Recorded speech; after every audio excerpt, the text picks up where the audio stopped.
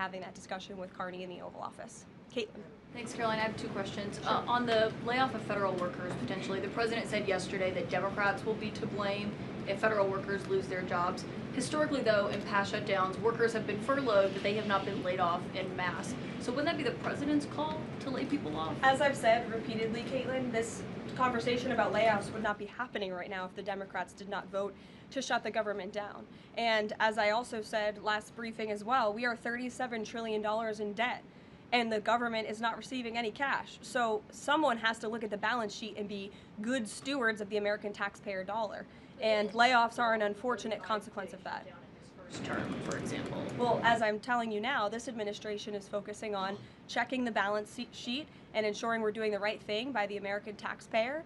And again, these conversations about layoffs would not be happening in the White House today if not for the Democrat shutdown. And they have a choice to change that. They have another opportunity tonight to do the right thing to reopen the government.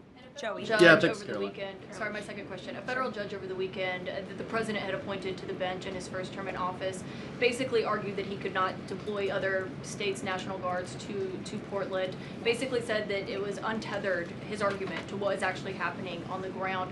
Which local officials in Portland have said that the National Guard is needed there?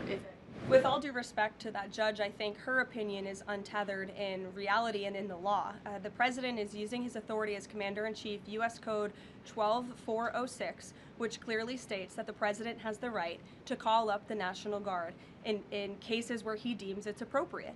And if you look at what has happened in Portland, Oregon, for more than 100 nights, I was talking to our law enforcement team about it this morning, for more than 100 days, night after night after night, the ICE facility has been really under siege by these anarchists outside. They have been disrespecting law enforcement. They've been inciting violence. We saw, again, a guillotine rolled out in front of this federal building. And so the president wants to ensure that our federal buildings and our assets are protected.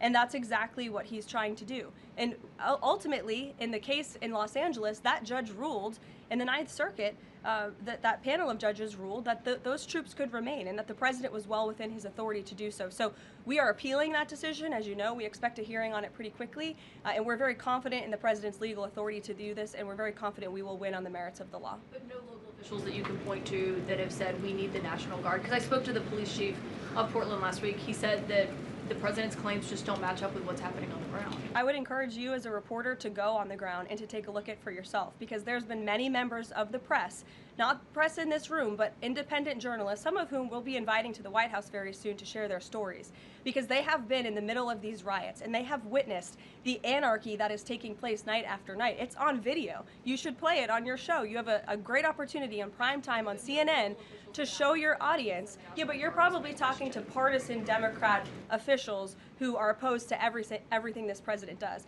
You should also ask the people who live in Portland. We've actually heard from many members of the community who have said that this is complete civil disobedience. It's a mess. It's been loud. It's been troubling for neighbors in the community who are just trying to live peacefully.